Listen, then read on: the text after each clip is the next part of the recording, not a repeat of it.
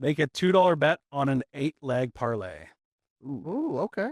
Another lotto. 8 legs. Sorry that took 4 minutes for me to find a fucking card. It's gonna take another 40 minutes for him to do his eavesdropper room, but who goes first though? Because it's a 3-way tie. Yeah, so I'm number one, baby. Yeah, Terry goes first. You get your chance. Let's go. is that what producer Nick had it all Well, sorted? I mean, on the scoreboard, it was actually you, Charlie. Oh, come on, man. Yeah, you're number one. Why do you always fuck? Do you not want to go first? You've never been first yet. Yeah, that's true. I'm number two, baby. That's you. New month.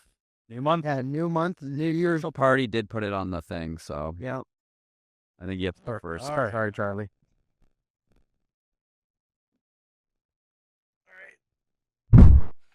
I'm apparently in first place, tied for first place, but I'm first on the scoreboard, so going first today. So, over at the Sofa Kings set here, I took 9 hours to pull a parlay card because I haven't pulled one in a minute and I got screwed up. But we have make a $2 bet on an 8-leg parlay. So that's today's parlay card. Now I've got to pull a challenge card. One bet must be determined by a coin flip. So that is my challenge card. And I don't know. I don't have a coin, but I have a Zonix Chew tin. Because, like, what guy carries coins? That's weird. So I've got a Zonix Chew tin. I'm going to flip it. So this will be heads, and that will be tails. So that will be my coin flip to be used. Okay. So we're at the home screen.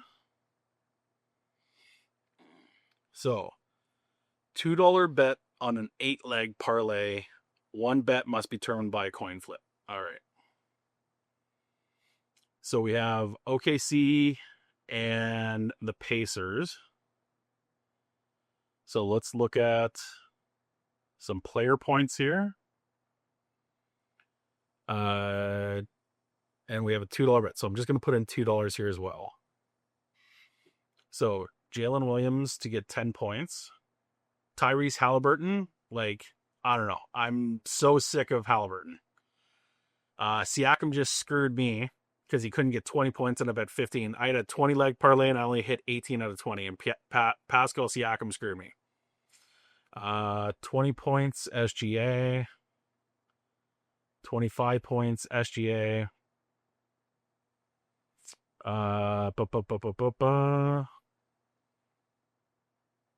Right, so he only got 15 points. Look at that shit. Brutal. But he has notoriously gotten more points after going 15. So let's just put down Pascal there. God, do I go OKC when they're on the road? Let's just put that there for now. Let's go to hockey. And tonight we have Edmonton and Florida. God, that's tough. I could see it being over. Let's take a look at. Let's take a look at the points and shots. So 60 minutes player to get a shot on net. We're going Marchand. Might go Corey Perry here. RNH has not been performing well. It did really well in the first 3 series, but this playoff, the Stanley Cup Finals so far, last 3, 4, 5 games, even third round, not so hot. So do I go Connie? All right, let's take a look at Leon. I think Florida's going to come out fucking hot. Sam Bennett. Let's maybe put down Sammy. Points and assists. Okay, so we're going Connie and Leon. And Do I go Marchand? Like, he's been fucking hot, man.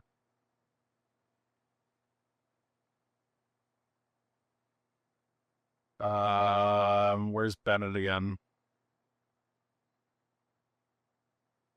I like Bennett and Marchand. So that puts me at 12 already. So I can kill 4. And I have to determine 1 from a coin flip. 1 bet must be determined by a coin flip. Okay.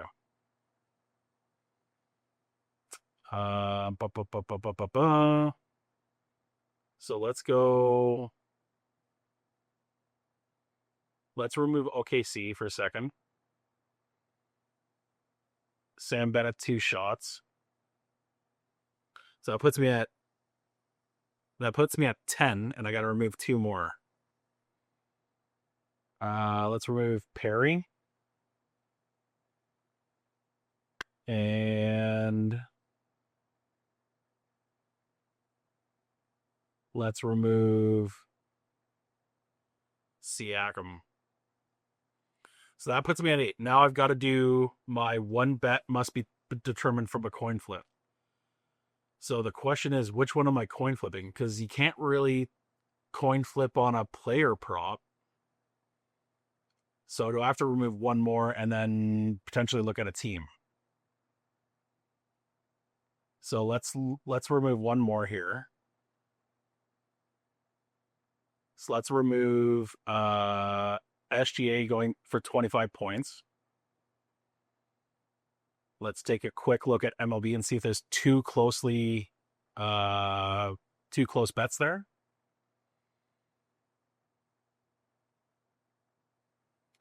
So Tampa Bay and the Red Sox, we could do that one. That would be good because either way, I'm gonna, I feel comfortable. Let's just see if there's any other like very close games. Cubs and Phillies. Oh, Phillies have been shit. One more second here. Dodgers and Padres. I can see that. Okay. So, heads, we're going to go for Dodgers. And tails, we're going to go with Padres. Okay? So, here we go. Not flipping it. It was heads. So, that means we're going with the Dodgers. So, that's 1 bet must be determined by the Zonic coin flip. And then making the $2 bet on an 8-leg parlay. $2 bet plus 690, 1381. So to recap here, we have Jalen Williams, 10 points, SGA, 20 points, Brad Marchand, 1 shot on goal, McDavid, Draisaitl, Bennett, Marchand, all 1 point each, and the Dodgers with my coin flip over the Padres, $2 plus 690 and $13.81, and we are locked in. We are back in the hot seat after a 11-2 week. Not upset about that at all, actually. Patchy Mix kind of fucked me, and who else? On top of my head, I can't think of it. But we got a $2 bet on an 8-leg parlay, and our challenge for the week. It's getting basketball or something stupid. Oh, okay. At least 1 leg must be on a niche league. Okay, that's actually kind of easy. So, do I go with just something simple? And, oh, where am I going here? Oh shit, I forgot to do the clap. Oh well. Hopefully the audio's in sync. Clap. Fuck. Alright, niche leagues. Do I stick with cricket? Cricket's been good to me. Is there anything that's going on that is... Alright, we're getting into like Thursday and next week. That's not good. Okay. Check out darts. See if we get anything out here that jumps at me. Man, all these are actually kind of tight. Minus 370, minus 460. Czech Republic darts. Okay, it's that Thursday at 1 o'clock. That ends before we film. That might actually be something. But I don't think I'm gonna go with that. Man, this is actually kind of tough. Alright, let's jump out of darts. Keep looking around. Ba, ba, ba, ba, ba. Okay. Is there anything Wow. Okay, World Cup qualifiers. When is this? Tuesday? Okay. There's not that much going on. Take the Netherlands to beat Malta. Now there's a lot of questions in this. Do I favor money or do I just take a bunch of things that are probably going to hit? Right? Okay. Table tennis, Miroslav Lukzuk. Okay. That's going to win me 48 cents. That's big. Oh, no. Hit the wrong thing there. Okay. Keep scrolling.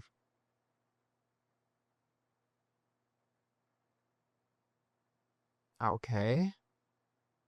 That's 2. Who's that? Darius? Sounds awesome. Okay. Big New Noken. God, I love these names. Table tennis has some crazy names. Is there any volleyball going on? Oh, okay. Wednesday at 1:30 a.m. Poland. Wednesday at 4:30 we got Brazil. Now I got to keep an eye on this stuff because I've been fucking up. All right, we're at 5. We're gonna win $1.77. Okay, now I kind of want to throw on some other stuff that might help me. So let's click on this Oilers-Panthers game for tonight. I said that I wanted Edmonton to win, but I don't know if I feel comfortable with that. Let's take a look at some shots.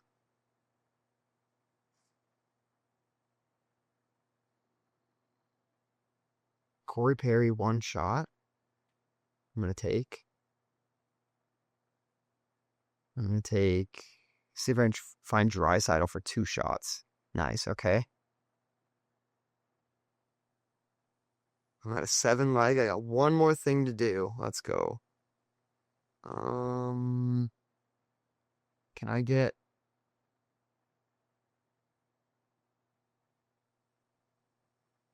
McDavid for 1 assist? Okay. $2 is going to win me $5. So we've got Corey Perry to take a shot, Draisaitl 2 shots, McDavid an assist. Feel like that's all relatively safe there. Miroslav to win. Darius Sagani, maybe, to win.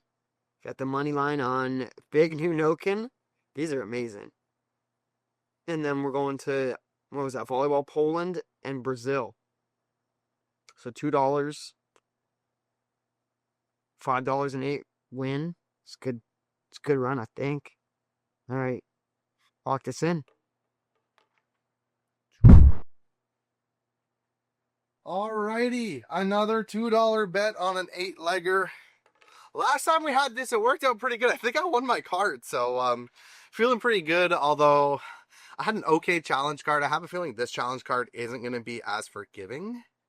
Maybe it's an advantage card. I don't know. See what the damage is. This is proof that nothing is rigged in this show. I can only make MLB-based bets. This is awesome. Let's go, baby. I'm going back to the well, man. Let's do this. Go over to MLB. Bro, we're going to win some money on this. I got to solidify my position as the MLB guru because I literally just knocked it out of the park last time. So $2 bet on an 8-leg parlay, only MLB. So this is going to be pretty easy.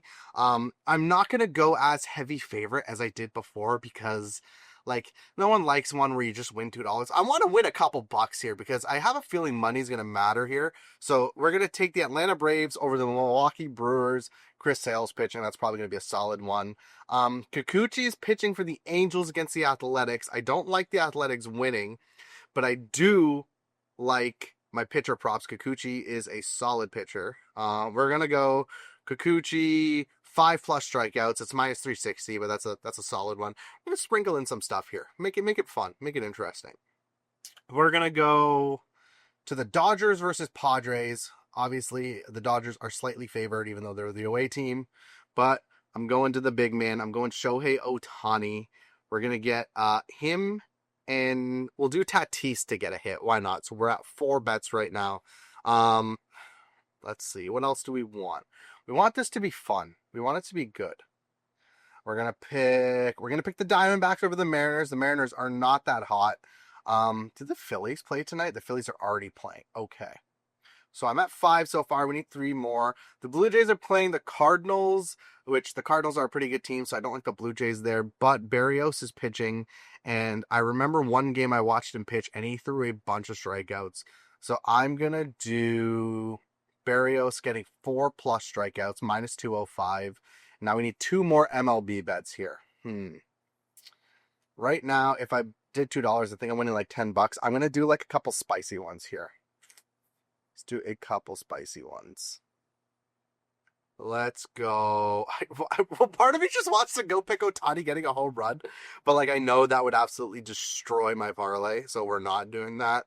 Are there any other pitchers I like? Are there any other hitters I like? We are gonna go. I could go into the Tuesday games as well. Maybe I'll go into the Tuesday games. Then, if you're watching this live, you could tail one of these with me. We're gonna take the Mets.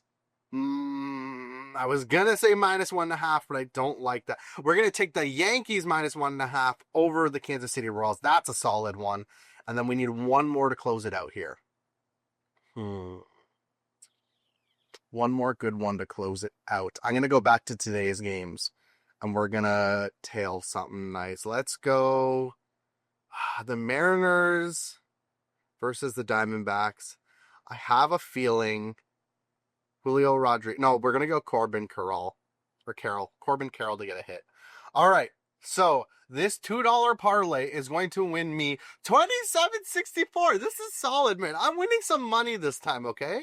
So we have in the Dodgers versus the Padres, we have Ohtani and Tatis Jr. getting a hit. We have the Arizona Diamondbacks over the Seattle Mariners and Corbin Carroll, I said that name right, to get a hit. We have the Atlanta Braves money line. We have Kikuchi getting 5+ strikeouts against the Athletics. Barrios of the Blue Jays getting 4+ strikeouts against the Cardinals. And then the Yankees minus 1.5 runs. That is a 8-legger. Let me just confirm. 8-leg. It's a $2 bet. Yes, our payout is going to be $27.64. So it's plus 1,381 odds. Again, I know last season we kind of did a lot of like, just get easy hits, just get wins. I have a feeling money's going to matter soon, so we're putting some money on this because we want to win some money. No one bets just to be like, I went 8 for 8 and won $2. You're winning and you want to go, I won 8 for 8 and I 10x my money. So we're locking that in. Bet is placed. Let's see if the MLB guru can keep his streak or if I'm going to come back on the next episode and be like, I am an MLB idiot. I had to make my $2 8-leg bet. I'm going to pull my challenge card now. If I can open it correctly. All right, I just can't make money line bets. I can work around that for a $2 8-legger. That's not the worst position to be in. I can also take spreads, and you can get some really close spreads, so we'll play around with that to start. What shall we do? I'm not touching money lines. NHL shot props are going to be profitable.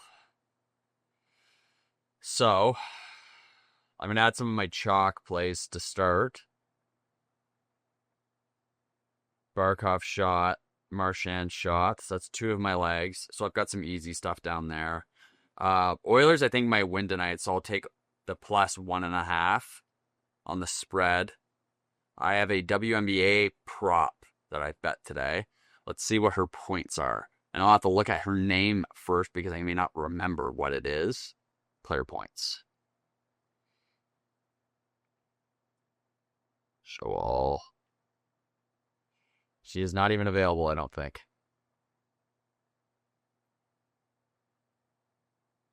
Yeah, okay. She's not available for 10 plus, but maybe she's available at 15.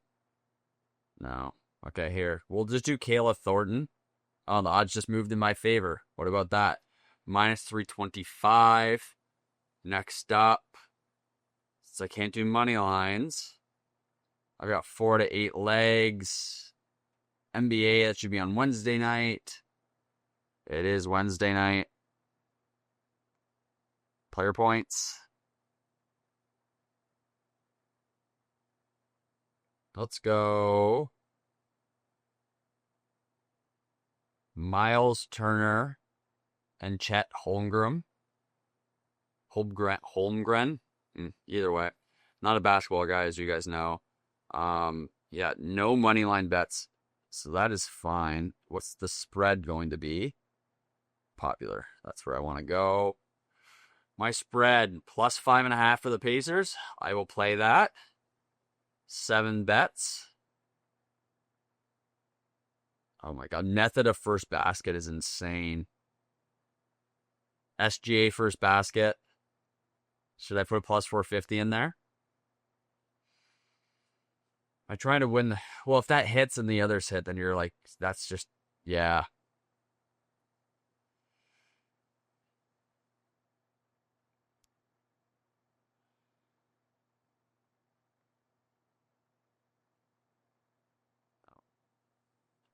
I want to see straight bets. There we go. So, my first bet, Barkov to record at least half a shot on goal, minus 1050. Marchand, half a shot on goal, minus 1200. Oilers plus 1.5, minus 210. Kayla Thornton to score 10 plus points, minus 325. Miles Turner to score 10 plus points, this is NBA, minus 410. Chet Holmgren to score 10 plus points, minus 530. Indiana Pacers plus 5, minus 106. And then SGA first basket. So my 8-leg parlay is plus 2,000. Oh. Fuck it. My 8-leg parlay is plus 2,942. So a $2 bet here pays $58.86.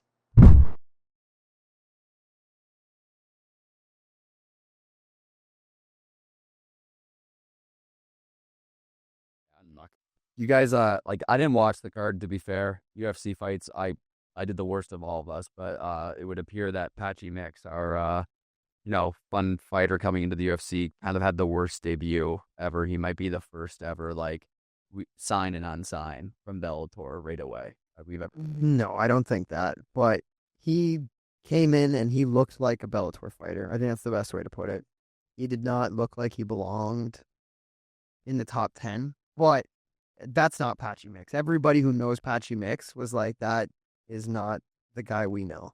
So this was his first big stage kind of thing, or because I'm wondering why if he was so high up there and so touted, dude, he was 20-1. Was it just nerves? That, I think it might just be the big show get to him, but he's been headlining Bellator fights prior to this. It's not like a new thing, but I think maybe the UFC lights got to him. There's no head movement right after. There's no head movement. It did not look good. He wasn't level changing, and just things you want to see out of a guy like that you didn't get.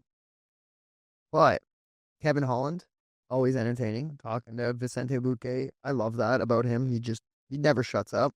So, and then calling out Colby Covington afterwards. That's right. Yeah, I like that as well.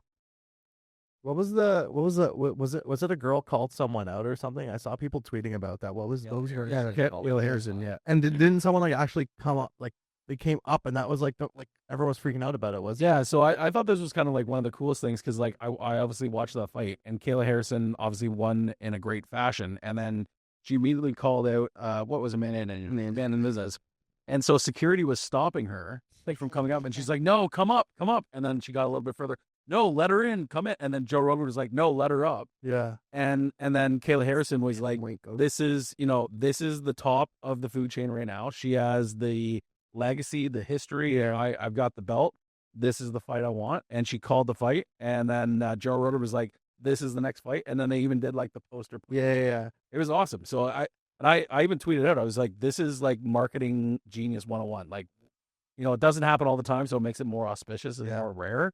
And when it happened, I was like, this is fucking awesome. It should happen more often. Yeah, I was gonna say I don't think I've ever seen that happen. So like, it's pretty cool to like hype up a event a little bit like that. Like Brock Lesnar, DC. EC. I mean that, and then John Jones came out. Did he not? Or was John Jones in the ring? There was one with John Jones recently in the last 2 years.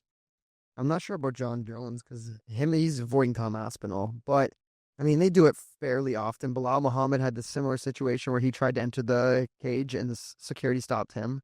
Yeah, but a lot of times, and like, forgive me if I'm wrong, but like, I've seen it more where the winner hops the cage, tries to go to the crowd, and like points at the guy and like, "You're fucking next." Yeah, Right. So that happens all the time. It's less rare that someone like is able to come up and then they announce that that's the next fight. yeah. There's a level of trust there with Nunes and course. Harrison, as opposed to other guys you probably wouldn't necessarily want to do that. Harrison's like the respectful, like good role model type of fighter, and Nunes again, she never really crossed the line. I don't think ever once. It was probably like the safest championship. Like, Yeah, bring them in and nothing is going to happen. Yeah, and you would think like the women aren't going to be like start throwing bombs or haymakers in the ring. Depending on who it is. Ronda and Ronda would. Misha Tate would have probably been a bit of a spicy situation at certain times. But yeah, Kayla Harrison is, I would assume minus 300 probably when she fights Nunes. Yeah, like she's that favored. Wow, I don't know. I think Amanda might. I think it'd be closer than that, to be honest. Nunes coming off a pretty ended break, how long? 2 years? Yeah, I think probably was 2 years. Yeah, and Harrison's she's a beast. I want to know what, like, if they're gonna fight it at 135, that's cool. I would love to see it at a higher weight class. See, that was something that was actually brought to Dana at the post-fight presser. Was do you want to? Would you do it at 145? Kayla Harrison has talked about how terrible the weight cut is, how scary Thursday night was for her. So the less weight cut she does at 135, the better for her. Right. She's the champion now, and you've got to make that weight. right. Yeah. Then if she makes that weight one more time, I don't think she's gonna try and do it again. It's so much for her to cut because she is built Huge. Yeah. See the photos of her and Marab, and she's dwarfing him. It's like, holy Yeah, she's a beast, man. Yeah. and scary. Marab got a unique choke. I wasn't sure what to call it, but Marab and Sean, like, I had in my heart of hearts, I thought Marab was gonna bully him, but Yeah, was that more like a rear naked choke? North-south choke is what it was. But yeah, it's Marab. He's a machine. I said that last episode. He's built different. And Sean O'Malley quit jerking off, quit smoking weed, quit playing video games. He did all this shit. That doesn't change the fact that this guy grew up in fucking Georgia Right. and wrestling with motherfuckers his entire life. You can do that for 6 months. It's not going to equate to the years this guy has done this. That's fair. I think I was the only one on the coaches here that took Sean, though, right? I think so. So, like, my thought, like, and I went 11-2. So my thought going into the eavesdrop room was that I wanted to take anywhere from 2 to 3 underdogs because it's impossible for every favorite to win. Yeah. And so, like, I did well on Waldo, and then I can't remember the other underdog now. So either Waldo, but I took Sean as my third underdog, and he just got fucking manhandled. So you would have been in first if you took Marab. Yeah, I would have been 12. Terry and I are tied as well with you. It's a three-way tie for first, and then Babs didn't watch. I mean, we need to watch. lottery tickets with 13 legs on them. I'm not heartbroken about 10-3. That's In fair. most situations, in other sports as well, a 10-3, you go like, sweet. Have I done this before? Sure. There was one time I had 20 cents or 25 cents left in the accounts, and I go, well, this is a useless thing. They won't let you withdraw that. Right. I go, I'll put it on. It was Nate Diaz Nick Diaz was fighting, and I stacked it up. I won that one, ripped that balance up to $100 over time. Nice. That's my one. That'll never happen again. Right. I had my one full card win. Yeah. That you can't. No one's profitable. And I'll say this, like, out there, there's not one person out there that's long-term profitable on the UFC unless they have inside information. All right. Yeah, I was going to say, tell that to James Krause. Yeah. Unless you have inside information, you're not just picking them.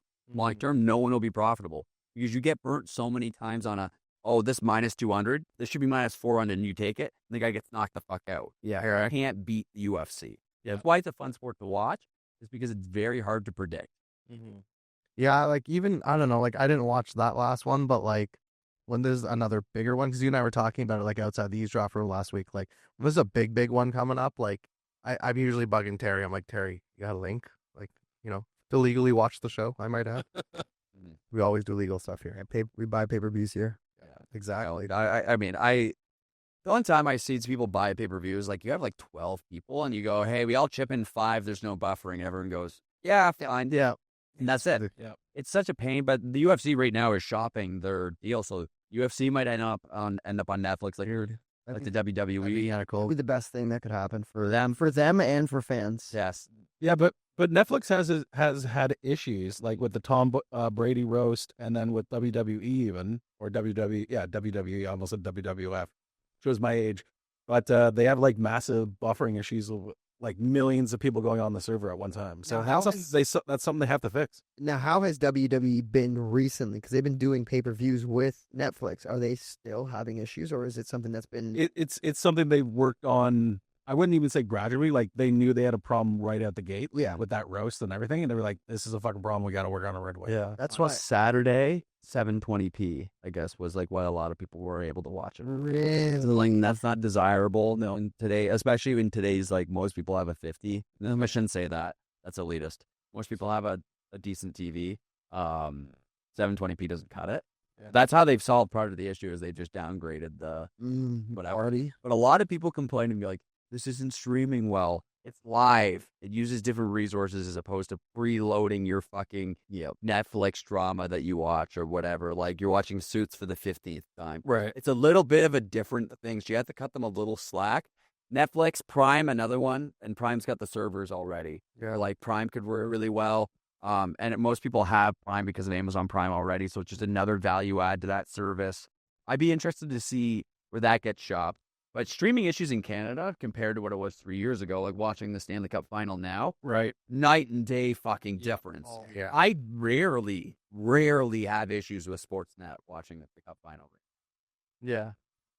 Everyone in Canada is pretty much watching it. Yeah. I have like 5 TV, like the Bell stuff, and like what I'll do is like usually my girlfriend's using the main TV in the living room, so I'll put it up just on the computer beside me, just go to like bell.tv, and like I'll be like playing a game and watching it on the side, and like I don't like once. Right. Like it's crazy. So like I still remember I was like in the middle of playing, and then I just heard Brad Marchand score the OT winner, and I was just like, Yeah. Brad. You know, I've got that gray market satellite, where it's like the IPTV. So Oh. like, so Bell and Rogers, like when you're on like the Canadian server of it, they'll know like for main events like Hockey Night in Canada, Leafs playoffs, they'll fucking hit it, and you can't, and then it just buffers the whole time. So I've actually gotten like, and I'm not a big VPN guy, but Buddy got me onto it. So I started with Surfshark, now NordVPN, and like zero issues. I'm living in the fucking. These are not sponsors. Yeah. Charlie's a personal supporter, not a sponsor. Yeah, That's right. interesting. Yeah, VPN's awesome. I mean, Game 3, and then people are talking about Marchand again, and some of these other players like Barkov, like Mo said the good comment, like, yeah, we're going to trade him because he had like a low game for his standard. Game 3 is a little scary. Stu was amazing in game 4s, but for game 3 tonight, yeah, Florida's the favorite for today. yeah, Yeah. you gotta fucking bet Edmonton. If you're like, you got it. Edmonton at plus money is like almost like I think when the Leafs were plus money versus Florida, I was almost like, yeah, the Florida stuff, and I was like, that's hard. Like it's a Leafs. Like Edmonton's like a tier above that. Like that's almost like I feel like I'm losing money not betting it almost. Like I totally agree. And I called that. I said in a video that did horrible out of me. It was one of my worst I've ever posted. But I said the first period, Paul Maurice teams after a loss, like an important loss, come out fucking flying, and Yeah. so Florida's gonna have to answer physically. And this first period's gonna be a little nuts. Everyone's going the greatest first period in like Stanley Cup history. Like this was insane. This was insane. I go, that's just Paul Maurice hockey. He's going to get an absolutely wired to the fucking pits. Yeah. The game is going to be insane because he's going to get them hyped up. Everybody's getting Velo slabs. Yeah, you're not getting that in game 3. We're going to have a different period for game 3. Both teams after that excitement, we're going to have a very defensive minded game. Low scoring game. Low scoring game, maybe not, but first period Will at least be low scoring. will be like tight, smooth, smart hockey. Yeah. So do you guys think it's going to be over 6.5 again tonight? I'd lean if it's 6.5. I'd lean. Part of you Yes. just thinks there's gonna be one game that's got to be under. Like, there's just going to be one goalie that's just going to steal a game. I lean towards under. It's a blowout. But, like, if I said it was going to be a 7-6 barn burner, no one would be No, surprised. game 3's got to be the under, right? If we're gonna think about this logically, based on the last two. See, I don't. I think the under would be like game 4, game 5. Well, because Stu game 4, Yeah. Juju's Yeah. there. See, I think tonight's like another 7-bagger at least. I would have to like gut feeling. I'm not saying to bet this at all. Gut feeling, this is probably. I'm saying the first period is going to be tight, so I'd get to let that train go. I'd probably say under 6, or maybe it falls directly on 6. But Yeah. I think I've been taking the over tonight. I think, if anything, I'd bet on the game going to overtime. Yeah. Because, like, the first two have gone to overtime. I mean, that's all silly, man. You don't know. That's recency bias. And that's heartbreaking losing in the second period of overtime.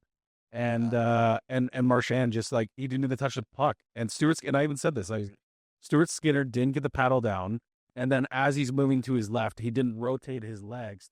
He always can feel when the puck's going through them, right? Mm-hmm. And so they'll rotate their back legs, and he just didn't do that at all. So His back. it's sad to see like Bouchard didn't really come back after kind of like making that hesitation play on the half boards in the offensive zone. Didn't get back, and then Stuart Skinner just fucking. Yeah, the one thing I will say is, like, it is a Stanley Cup Finals game. Like, that's where you need to show up.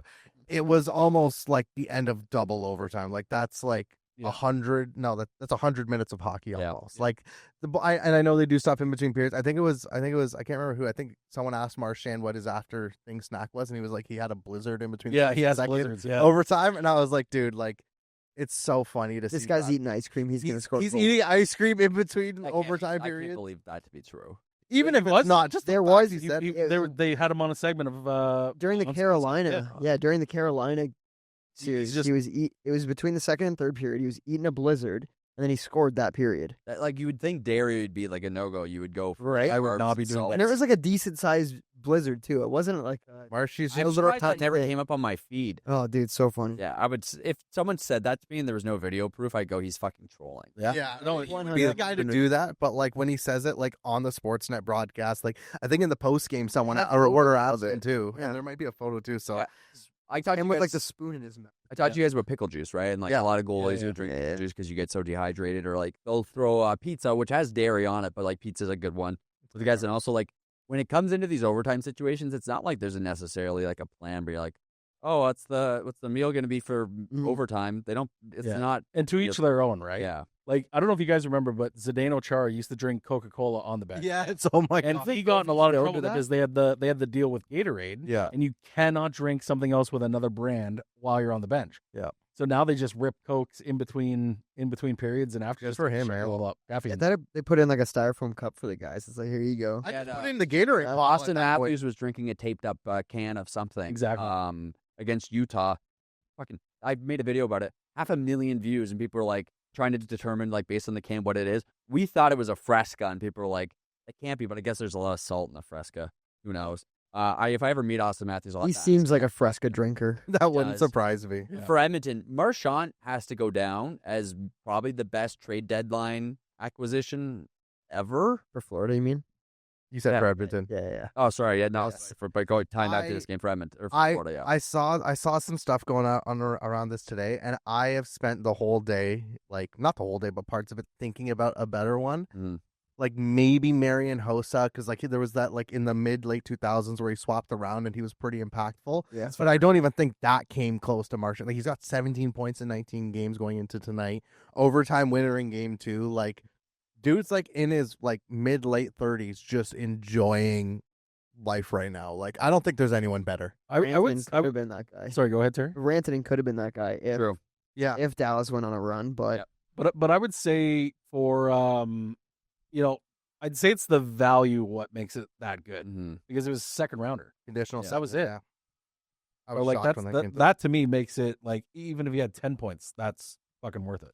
Yeah, I kind of agree. And the way he's just been, it's not just he's getting points, but he's like, it feels like he's getting clutch points. Like he's showing up when they need it, when they're down a goal in overtime, stuff like that.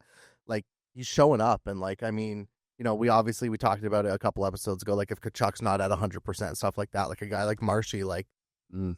he's a difference maker. So Plus 2,000 to win the Conn Smythe right now.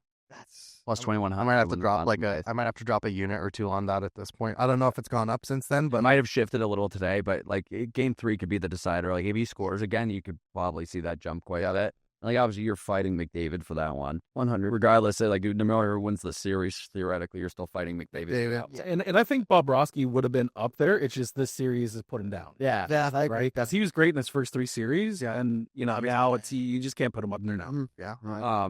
And Bob's getting a little older too. Was the thing is like he's still being able to shine regardless of like being an old veteran goalie in the NHL. He's been able to play through that volume amount of games, and like they haven't had to like Bob's not really a guy you're going like, are they going to put the backup in? Like Bob's really taking a lot of shots. Yeah. Sometimes included into that conversation. Sometimes they would look at it and go like, you had way too many minutes this last like 4 days. Like you have to run somebody else. Not even a question. And it hasn't been brought up once about Bob. But speaking of old veteran players, Aaron Rodgers ending up in Pittsburgh. We talked about like the season wins didn't move. And I'm like, yeah, you know what? That kind of makes sense. But I was saying, I was looking through who I was going to take to make the playoffs. And I've got a few out there. Maybe not so much out there, but I have a few underdogs to make the playoffs in the NFL that I'm going to rock with. Yeah. It's interesting. I came across a tweet and I actually wanted to ask you guys about it. Like, we're getting into, it's almost going to be preseason in like what, 2 months, I think? Like September's usually when preseason starts. No, August. August. That's right. But the New York Jets, Atlanta Falcons, Carolina Panthers, Chicago Bears, Indianapolis Colts, and New Orleans Saints. Out of those 6 teams, they have the longest active playoff droughts. Who ends their playoff drought? And it's interesting because I would like obviously the Steelers. I think they keep making the playoffs, but they're always the team that goes 500, makes the playoff, and goes out round 1. Yeah, they're like the late era Detroit Red Wings. So I'm taking them to make the playoffs. Steelers. Aaron Rodgers, Steelers. Yeah, +1. It's in the +150s. If you can shop these around too, you can get a better price. Yeah. And then I'm also going to take the Chicago Bears, and they're in the same within the same range. And the Bears to make the playoffs. People are going to be a little still down on them because of like there was play calling issues last year that kind of made Caleb Williams look worse. Yeah, those are my 2. I'm not locking up much of anything on it, and you shouldn't on futures that have that type of a payout. Yeah, if you're going to lock up a nugget, like think about it as like a +1500. Like, yeah, I'm merely getting a good payday. Yeah, add a few zeros to what I'm doing here, but I am going to lock in just a couple. It's nice to have those to sweat throughout the season. Yeah. And you can put yourself in a position later on where you can hedge them depending on how you're feeling. So yeah, if I had to pick 2 out of that list, I feel like Atlanta had a good, like they were kind of decent last year, and then like the last 3 weeks they put in a rookie quarterback, I believe it was. So like I feel like they were close. I feel like, based off that, you give that guy a little bit more experience. I could see them kind of making it. I could also see the Carolina Panthers making it. Yeah, it wouldn't surprise me. They did a few good things, but they still Panthers. Yeah, and I mean, like, they're still the Panthers. Like, there's just that, like, I don't want to say that, like, negative aura around them, but there's just that, like, disappointment kind of, like, vibes.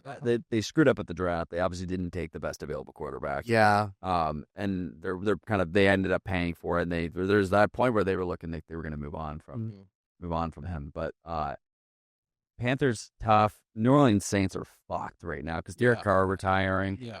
And now they're like, you're going through their quarterback room and like, the guy that sticks out to me, I can't remember his name right now.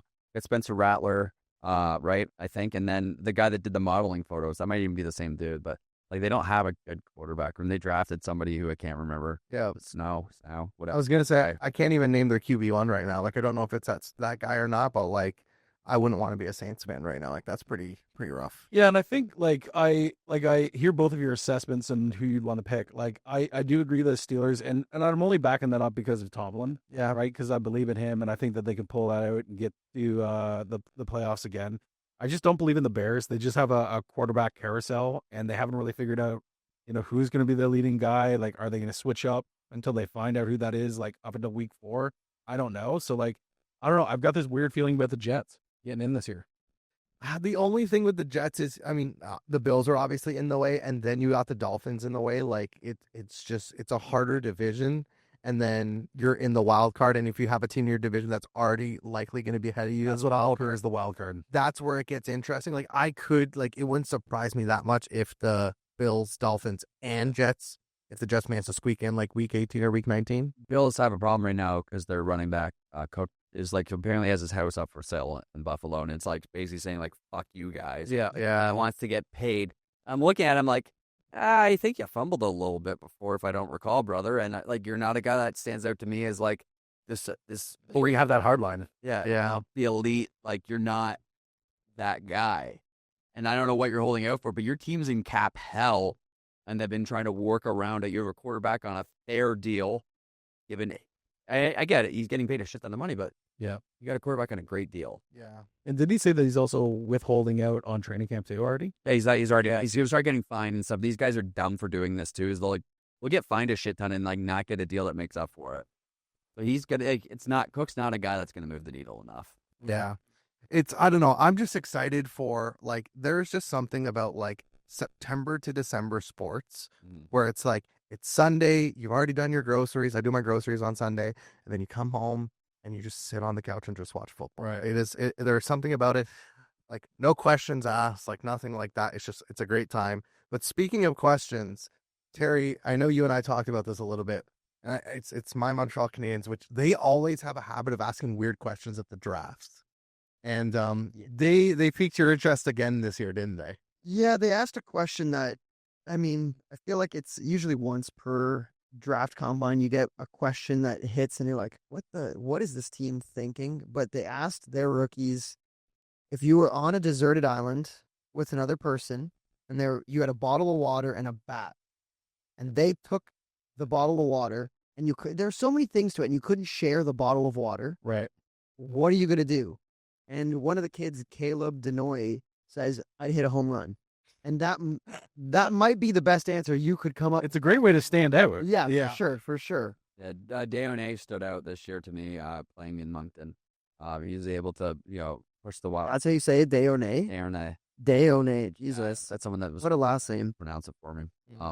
He's again a guy that worked up the depth chart. Spell right. They're talking about Matthew Schaefer had a good outing at the draft combine too. He took some kids to a grief center. Like, he's just uplifted his value. We talked about James Higgins before, but Higgins is dropping down the draft board.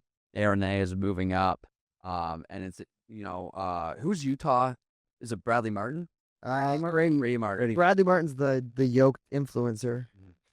Yeah. It's funny. He had a picture of him because the last couple years, every single draft Montreal's come up as asking the weird question. One year they asked draftees what your Snapchat score was. There was one where they asked what kind of animal you'd be, and there were some people who were saying the male lion because he's the dominant and the hunter, and apparently it's the female lion who's the hunter. So there were some really interesting things. The one thing I will say is the Montreal Canadiens have done a really good job. Every year they do a draft behind the scenes thing. So the year they drafted Ryan Bacher, the year they drafted Demidov and Hudson, there's all this behind the scenes, and they're talking to the players. I don't think I saw them asking those questions, but interviewing the players or talking amongst themselves in their room about who to pick. And obviously it's edited and you don't see everything, but it really kind of is nice to see it behind the scenes. Just those guys that are getting interviewed, you got to be prepared for anything. And honestly, the way Montreal's been drafting the last couple years, I mean, they asked the stupid questions, but I mean, they're clearly getting some good guys. I mean, I guess Lane Hudson must have given a good enough answer because, fair. I mean, we picked him. And he turned out just fine. Yeah. But is that the most improved team, you think, last year? I think so, and it's funny. I'm gonna divert. You don't get to fucking say it. You're a Montreal fan. Let me say, I'm gonna divert to Babs here because he had a post on, I think it was Instagram. Yeah. And I told him if what he put came true, I would literally kiss him. Yeah, I did. I troll every year, and I do a way too early predictions for how teams were a season, and I put the Montreal Canadiens in the elite category, and put New Jersey in dead. And Columbus Blue Jackets were in dead. Yeah. But Utah is meh, but use the old logo. I use the old Ducks logo too, and just comments. It's got 86 comments on it right now. Yeah. So going back to your Montreal question, so what would be the animal that you would think would be you and you? Dolphin. We're smart. Oh God. Sloth? Yeah, I Probably be like that Australian commercial. How would it look? You know what I'm I don't know. Right? The stoner sloth. Oh my God. No, I have no idea. That's That's how you answer. It's fitting that you said that. I didn't say what animal I don't. That's so apt. Do you not want to hear my animal? No, I don't really care. Yeah, bro. What the? Onto the next. I'd probably be a hawk. Hawk. Yeah. Because you're wearing the Blackhawks right now. Yeah. Yeah, it's weird to be wearing your other team's hat. Yeah, that's strange. But I would go with polar bear. I would go with polar bear. Nice. And not because it's Toronto Maple Leafs thing, but I'm not going there. On site. Carlton. What's going on with F1 though? Because I know is that coming here? So it's in Montreal this weekend coming up. So June 15th, the actual race. And I got into F1 a couple of years ago. I really want to go to it in Montreal. It's always so expensive. And around this time of year, I get all the TikToks that are like, if you're in Montreal, here's what to do in the Grand Prix. And it floods my For You page. And I'm like, I'm not freaking going. Like, can these TikToks just fucking leave? Stop what I did. Well, Rahil, we got good news. Sofa Kings are going. But no, it's interesting because I mean, going into the start of the F1 year, I mean, Max Verstappen obviously won last year. Everyone's like, like Red Bull's dominant, like he's going to do good again, and they've kind of their car's not that good this year. It's been the year of McLaren. I think Piastri's favored to win the race. Piastri was. It's like I think it's his second year or his third year, and he's just kind of like he's leading the Constructors' Championship right now. He's plus 125 to win the race. Lando Norris's teammates behind him at 160. So it's a little interesting because if you told me at the start of the year that like McLaren would have the two favorite drivers, I wouldn't be surprised because I thought they wouldn't do good. I'd be surprised because Max isn't doing that good, and Max is actually like plus 500. So like he's won a race this year. It's kind of interesting. I'd probably put money on him. Just because like plus 500, you get some good value on there. But no, it's always an exciting time to like, whenever there's F1 going on, especially when it's in your home country. So right. And I would say like, because Lance Stroll is also a competitor as well. And I don't know if I'd say that. there's enough that can be said for him, but obviously his father is a billionaire, Lawrence Stroll. They're, in their home country and their home province as well. So like, you got to give a little bit of a hometown discount there. Like, is he going to perform well? Is he going to be in top 5? So it's hard not to mention that when, his pedigree comes from here as well. And I think I was actually just pulling it up, but he has a history of scoring. So like Lance Stroll's usually like 12th to 17th, but I'd say like he's in that like bottom half. Yep. He has a history of kind of showing up in Montreal. I think he's finished P6 before. Usually he's like P8, P9, P10. So it wouldn't surprise me if he showed up. I think and also like I just think he's gonna not do that good. I think, but you were talking to me a little bit earlier about the Cadillac F1 team. That's gonna be do you guys hear about this? The new team next year? So basically, like they're going in, but they want to sign a driver who I guess has like. Yeah, so there's 4 drivers they're choosing from. So there's former Red Bull Sergio Perez, who just I wouldn't pay. I mean, he's very He's getting up there too. Yeah. Yeah, and he's getting up there. There's Zhou Guang Yu or Guang Ao. I forget how to say his name. There's Mick Schumacher, who is Michael Schumacher's son. Yep. And then Valtteri Bottas, who used to be Lewis Hamilton's teammate in Mercedes, and he's the funny one because if Cadillac decides to sign him, he actually has to serve a 5-place grid penalty on his first race. Wild. Because of something. I'm pretty sure he's like a backup driver or something now. So like. Think it's for Mercedes, so there might be a chance like one of the Mercedes guys gets injured at some point in the race. Maybe he goes in for a race and serves that, but it would just be so funny, like brand new team, all this hype, and then like Bottas gets like P7 and then he has to start the race P12, which would just be hilarious. That's like getting a suspension at the end of a hockey season, then you have to serve it the next season, which I've done. Mark Scheifele, when Montreal swept Winnipeg, he had that hit on Jake Evans and he got suspended 4 games, and Montreal beat them in 3. He had to miss game 1 of the regular season. Absolutely hilarious. Speaking, because there was also a big event in Canada like this past week, so the Canadian Open, and we got to see. I love when they do like the rink boards around. They have like the hockey hole. It's a nice little touch. Yeah. Weather though kind of shittier because of the forest fires, and like there was air quality warnings throughout the week. So like everybody's like like I'm gonna go down, and I'm like hey wear a mask. So no, it literally says like don't go outside right now. Like on the when you check like the air quality index or whatever, but. A lot of people I know went down Saturday, Sunday, and said they had a blast. Well, and then they had like a tornado warning on Thursday. Everything's going. There was a massive thunderstorm Thursday because I was watching Overdrive, TSN Overdrive. Yeah. And they had to vacate all of the premises because of the thunderstorm. Yeah. Well, or tornado warning. Or tornado. Yeah. That's this is wild. This weather's wild. But like I brought it up to my dad. I called him like, hey guys, like like the weather warning I checked, and he goes, we're old. It doesn't matter. Like we're golfers. It doesn't matter. I mean, like, yeah, fuck no, it does matter more. You're old. Like the bad air is worse on your lungs than it is for me. That'd be a shitty way to die in like the fucking checkered pants and a fucking Andy cap on and be like, Dude, you're already ready for the casket. You're ready to go. I don't know how many of us golf on the couches here, but like if I was in the middle of 18, like I golf a little bit, if I was in the middle of 18 and you told me there was a tornado warning, air quality different, but tornado warning, I'd probably just be like, I got 7 holes. It's gonna hit my ball further. I'm just going. My ball carry 500 yards. Oh man, who won that? I didn't watch it, but who won? That was Adam Fox. So The Rangers defenseman? yeah, sorry. So yeah, first time a New Zealander has won the Canadian Open, That's nice. and they were kind of pegging us to At like, least it wasn't American. yeah, they were kind of pegging like what would it take to like win this course, and they were saying it was going to be -18, and he won -18.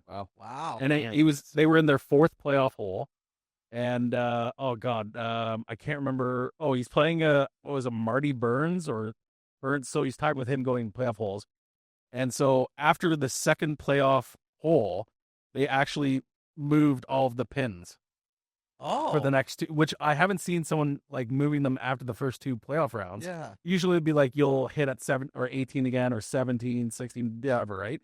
And so they moved the pins after 2 playoff holds and then again. Yeah. So it was I've never seen that. That's crazy. Wow. The only thing I saw from that was that the Rory McIlroy got the Leafs jersey curse thing? Yeah. He can leave You got that if I can win the whatever, they can. And then he went out, what was it, round 1 or round 2? He had a bad one. Everyone's saying the U.S. Open, right? So like, that's coming up. Yeah. His mind's just on the big. And sure, it's a shame it's a Canadian to hear that, but like I kind of understand it. Like the Canadian Open is like it's good, it's impactful, it's meaningful, but like it's not a U.S. Open. No, it's just not a Pebble Beach. It's poorly timed too. Like you can't really do anything about that marketing wise. Like everyone here gets into it. Mhm. It's important, but for a lot of the golfers, like they don't care. Like if they have some discomfort, they're pulling. And you know what's crazy too is when McIlroy got that and then he went out in first round, our social media influence dealer put out a post that went instantly viral. Yeah. And so he's like, it's so funny how McIlroy gets the Leafs jersey and he goes out in the first round just like the Leafs. And it was like, Well, second round this year, but Second round this year. Don't forget that. The point still stands. The curse is there. yeah, it's just crazy. I put those 2 together and then just took off. That's for NBA Finals. I know people were complaining, which is weird though, about like the trophy being on the court, and so they like artificially like digitized it like onto the court. And people were like complaining, like Even worse. it's just the absolute like stupidest thing to be concerned about. But I saw that for $20, one of the teams was offering you could get like the trophy like pressed onto your jersey. I'm like, that's a nice touch because that's cool. Yeah, like that's a service they're adding. That $20 they're probably not making very much off of doing that. At least they're not doing stupid shit like the NHL and putting the fucking Stanley Cup over by the C's or the A's. Yeah. And then having the sponsor all by itself. Like that shit looks like shit. It looks bad with when you have the C. It just doesn't look nice. They didn't think of that, but I don't think they'll make that mistake again because it's been a very negative response. But series tied 1-1. I bet a little bit of props NBA playoffs. Like I haven't really touched it that much. Mostly, actually, what I've been forced to bet on has been because of the show. I just want to see the Pacers win. Like that's But why? just for fun. So like obviously like SGA is Canadian. Yes. Like do you fall within those like pitfalls and pit traps that like if your team's not in it, but like you've got a hometown hero that's there, do you not feel inclined as Canadian to kind of root for him? Even though Pacers have some Canadians too, but like I kind of do. Just I think the Pacers is like a funnier team. Like it's like, look, guys, the Pacers won this year, as opposed to like, oh, the Lakers won the championship. yeah. I'd rather that. It's the Lakers. But like I just like the mix up of like the state of Indiana needs a W. Like you look at like football, college football didn't work well for them. Like they're promising there in college football and then just kind of got like ripped in the college football playoffs. And then like I think they just give them a win. Like obviously there's WNBA there. Maybe they win the chip this year. I already saw them advertising like you could take the Fever to win at like plus 156. I'm like, holy fuck! Like don't bet that. But yeah, state of Indiana. I just want to say Cool if they do win 2 championships in basketball. Basketball champions, that'd be That would be wild. they're a basketball state, right? Fuck, I wonder what the parlay on that would pay out. Let's maybe check it when you're in the eavesdropper. We're not putting futures in our tickets. Maybe the parlay card. We already tried to put a future. You mentioned before we move on, you mentioned hometown hero, Right. like the SGA is a Canadian. I'd argue Pascal Siakam's an honorary Canadian at this point too. It's like he's Yeah. so like Yeah, he's won, but like the way, like he won Eastern Conference Finals with MVP. Right. Like it's a little like I don't know, like it's like if I don't know, I guess it'd be different because like if I asked the two Leaf fans if they'd root for Mitch Marner in the finals, they'd be like burn in hell. Yeah. Yeah, for exactly 100%. Exactly. I mean, yeah, and we can't. People are tired of hearing us talk about that. But this is huge news. It came over the weekend. We're going to the F1 No, weekend. F1 again. Let's go. F1, but it's the NCAA guys are now the schools are allowed to pay the players, and they're gonna have pools for each school. Now everyone looks at them and be like, "Oh, sweet!" So like everyone's gonna get like compensated. Some of the sports obviously you'll never see get touched because they don't generate any income. But like college football, for example, huge income maker. Like the schools being able to pay, yeah, it's fantastic. You evaluate this. What if a school is really good at basketball and football? That pool is the same. It's not per team, it's per school. So, like, Ohio State is going to have to decide where they're going to put their money. Sorry, women's softball isn't probably going to get a huge amount of comp out of that. Like, they're going to spend a lot of the school-related funds on the football team because that's where they get all their income, and they have to continue to compete because if they don't spend all their money on football, they're not going to have any money. Right. Yeah. That's interesting. I don't know. That's interesting. Like, Football's got to take top priority. You'll have NIL still, so the girls will get comped, but they're not going to see that. Like you will, depending on some of the other schools who can spend that amount of money. Not everyone can even spend that money. It's not like there's a pool they just get the money to use. You have to have the money to spend the money. Exactly. So it changes the dynamics of things. And the NCAA is basically just in the cuck chair now. Like they didn't adapt and just utterly fucked themselves. Right. Yeah. So like you mentioned, like obviously Terry most likely goes to football, but like what like college basketball, like March Madness, like what if there's a really good basketball? You're gonna have so some of those schools, you might have if you're one of those schools that's just a basketball school, as compared to like some of these other schools that you see in the tournament every year. Like the Longhorns are always in it. Yeah, the Texas Longhorns great. They they all have a good basketball team too, a football team. They're at a bit of a disadvantage compared to a school that just has a lot of money, but it's a basketball. Yeah. School. And like their football team, they don't care about maybe their football team. You've heard of them play football, but it's not really that important. Exactly. Like Duke, for example, we know Duke has a football team, but like you don't hear us talking a lot about Duke. Yeah, all that basketball. So now they can spend on the basketball. So it's going to create powerhouses for the schools that have the funds available. We'll still have girls getting NIL deals. The guys will get compensated through NIL. But this is basically taking the NCAA's ruling of like, hey, amateurism, and they didn't adapt. And also, the NCAA has to pay out people from years previous because of this ruling. They owe players money. Right. Players, I think, from 2016 on, who weren't part of this, be able to earn this compensation, they got to pay them too. Wow, that's big too. Yeah, and one thing that I would add to this is like I don't necessarily see it as a step in the wrong direction. No. Right? Like, I think it's the right thing. Now you're going to be putting onus on, players and their individual brands and their social media reach and, are they doing right things? And, they're to say like this is going to create powerhouses, there already is. Yeah. Right? Like, schools are party schools, which ones focus more on baseball, basketball, hockey, football, etc.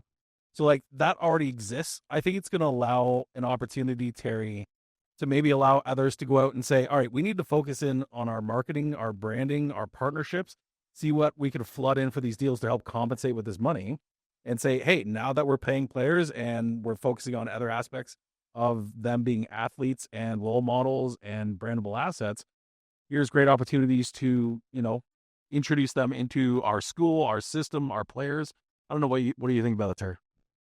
Oh, God. I don't think a lot about it, if I'm honest with you, but yeah, no, it's definitely going to be good in some certain cases where a team maybe not has been the powerhouse that they have the money for. You allocate certain things and you might not all of a sudden now be a powerhouse in football. And now you're bringing in more revenue that goes to our sports. So something like that might actually be pretty good for these places. You're going to get places that like the Babs is talking about, like Tennessee is going to dedicate all their resources to football. And basketball too. They've been strong in basketball. Why else are you going to? The problem is it splits the 22 million or whatever it is in half between the two, where you're going to have a basketball school that's always dominant, that has lots of money that can spend the 22. Yeah, exactly. There's going to be a spending war that occurs with this, and some schools are going to have to knock it out of the fucking park.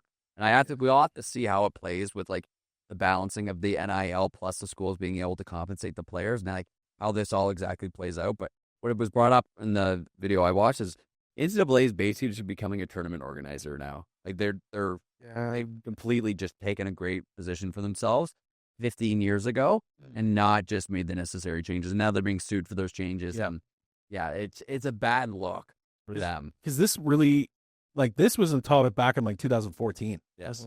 Right. It's been a long time coming. And like, if this started a decade ago, like, it would have been in a much better position by now. Yeah, I think the interesting thing is going to be like if you're an up and coming basketball guy, you're going to commit to a university or a college, and you got like a established team that has both football and basketball. Go like, let's say for like simple terms, like, hey, here's $500,000.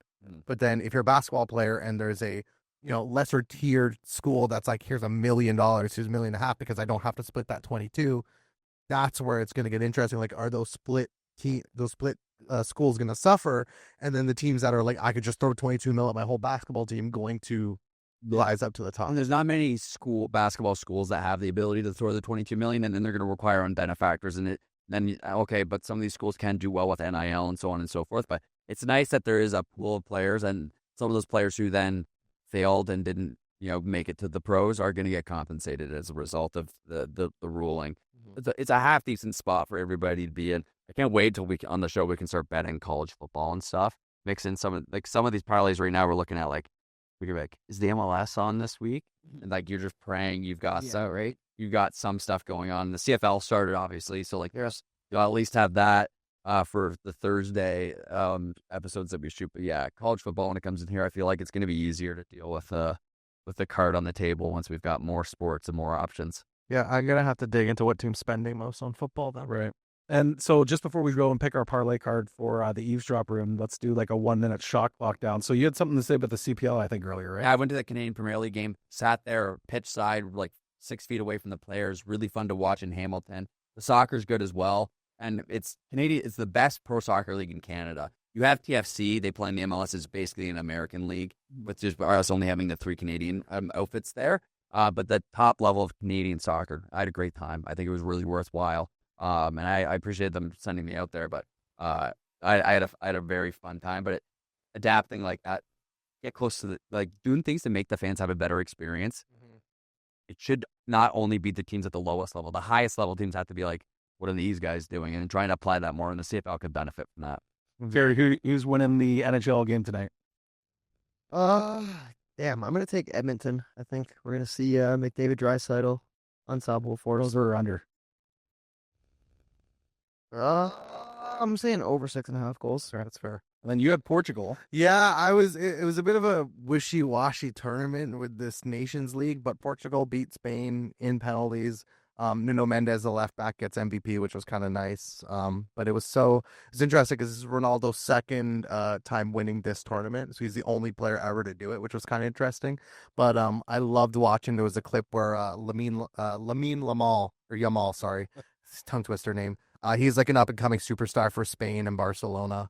They kind of like, how they have the guys in between the hall before they come out. He was just like looking at Ronaldo, and like he was kind of like almost like a generational change. Like you could kind of feel like in 3 years he's going to be the Ronaldo. Ronaldo's might be retired and stuff. But a little interesting. Nice to see Ronaldo win, but I still think Messi's better. That's for another episode. And I don't know if you guys caught this, but Den Hamlin just won the NASCAR event yesterday, Sunday.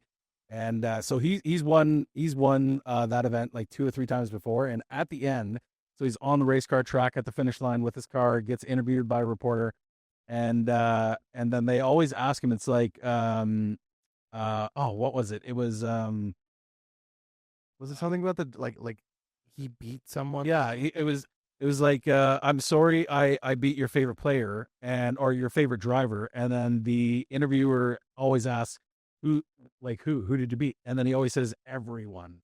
And then the whole crowd, every single year that he's won, has always like booed him and like got angry. And then like even to his father has been like, why are you doing this? Is this wrecking your brand? And then he's like, sorry, Dad, I'm going to do it. I'm going to say it, and then he just, you got to be you at the end of the day. If you're going to be an asshole, be an asshole. But either way, I thought it was pretty cool. And then last thing is Summer McIntosh.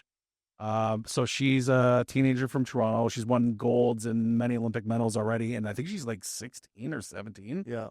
But she just set a Canadian world record for the 800. in swimming, and then she just got a world record for the 400 on the weekend. So she just continues to be a beast, and just someone that we're gonna have to follow for like the next 10, 15, 20 years. Yeah, we'll see. I mean, maybe when the Summer Olympics come, I'll bet on her whenever that episode comes out. So I bet on her last Olympics. She's the new Michael Phelps, man. Yeah. She's the female Michael Phelps. Yeah. And so yeah, just excited to see it. But all right, time to pull the card, and I will pull tonight. Let's see what I'm kind of scared, guys. That three-way tie for first here. This is anyone's gain for the taking. What's the damage, Babs? I mean, Charlie. Yeah, Sorry, you guys will damage. I'll be like so similar. Oh well, now we know what. All right, we're at the cut this. At the part where he fucked up. All right. So parlay card night. Really, Christmas.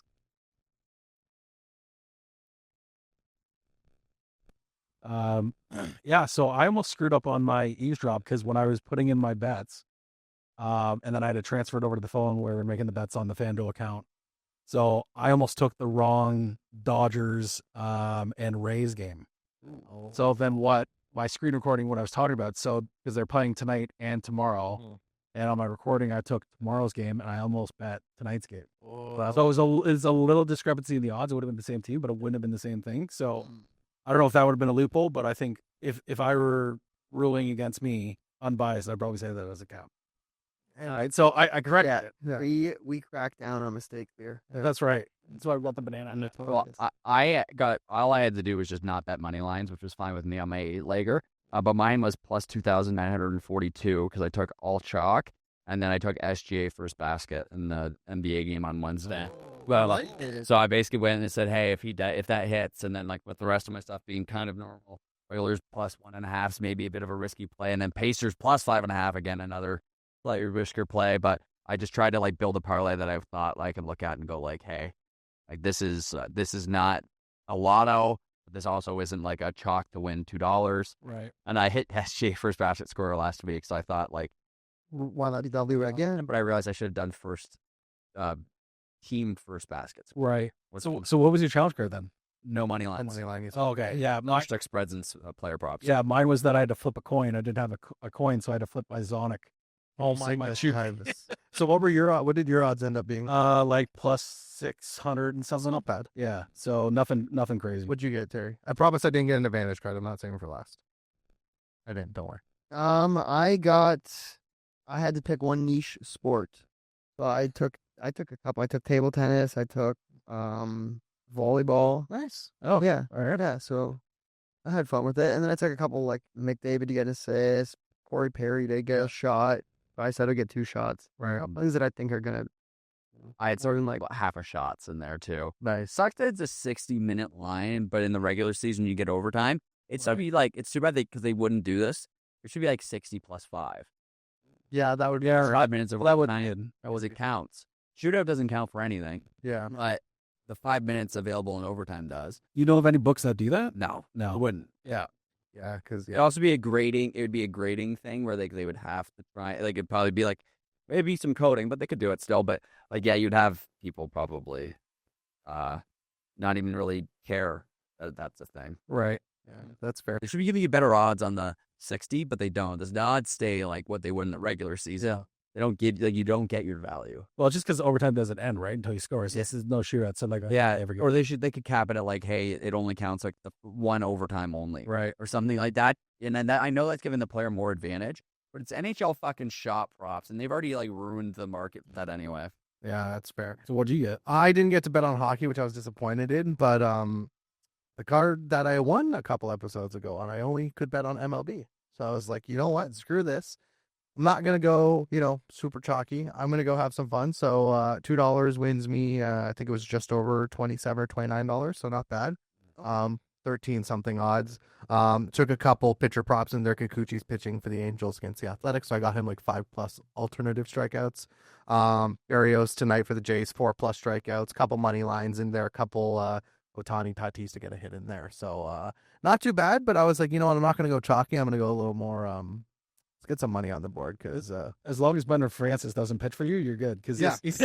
he's 0 for 6 in his starts with the Jays this year. yeah, I saw he wasn't pitching, and I was like, Barrios. There was it was Terry and I. We went with a bunch of friends to one Blue Jays game. I think he got like 12 strikeouts. And I don't know why. Whenever I see Barrios, I'm just like, yeah, we can probably pop. Although they're playing the Cardinals, so I'm not too sure. But I was like 4+. It was like -200. I was like, that might be. We'll see. Are we gonna ever see Scherzer again this year? I mean, he's in AAA, right? Yeah, he's starting in AAA. I think in the next couple days he might be having to start. I don't know, man. He might not. Like if he doesn't, I mean, they're not paying him much, so it doesn't hurt. But it'd kind of be funny if he only had. I think he only had like 1 or 2 starts with the Jays. He's got so much money. He's only playing for the love of the game right now. You can't get mad at him as like a Blue Jays fan base. He's like, he literally like came to you and was like, I just want to play baseball. Or, Exactly. Please play baseball. If you get hurt, it's okay. Well, he's getting $13 million from the Jays, I think, and then he's still getting paid from 3 other clubs. Yeah. Three clubs are paying him, So so it's making bank. I respect him for it, man. it's just wild money. Yeah. Hopefully, we make bank this year. Yes, Yeah, that's very true. fingers crossed. So, and you said, Terry, that who retired from the NHL? DJ Oshie just announced retirement. Oh damn. 28 years old, I believe. Yeah, he got hurt. He was banged up, and he basically, I think it was last year, he said, like, I can't do it anymore. And a year left on his contract, so guys won't retire until their contract runs out. So, yeah, he was just basically like, hey, like, I'm not doing this anymore. And to be fair, I mean, like, he got it done. He got his cup, and then he faded to the abyss. I saw a crazy stat, and I'm sidetracking us. McDavid has so many more, so much dramatically higher point production in the playoffs than Ovi does. We can't even put them in the same category as excellence. Ovi getting that goal record versus like McDavid makes Ovi look like a bum in the playoffs. It's like 1.56 or something, right? Insane. It's unreal. Yeah. Like if you look at, I think it's something like not just the modern era, but I think the last like 55 years or something like that. I think from the beginning of the 70s, he's in the top 4 or 5 of all time within that, in that level of like points per game for. Yeah, average points per game. That's insane. It's just unreal. It makes you think Ovi really is a Devontae Smith-Pelly merchant. Absolutely great callback. Yeah, that's right. All right, well, if you guys want to call back, make sure to let us know you enjoyed today's episode. Let us know about our parlays, too, because I think we've all kind of changed up the strategy a little bit. Enjoy it, hit the subscribe button, and we will see you on the next one.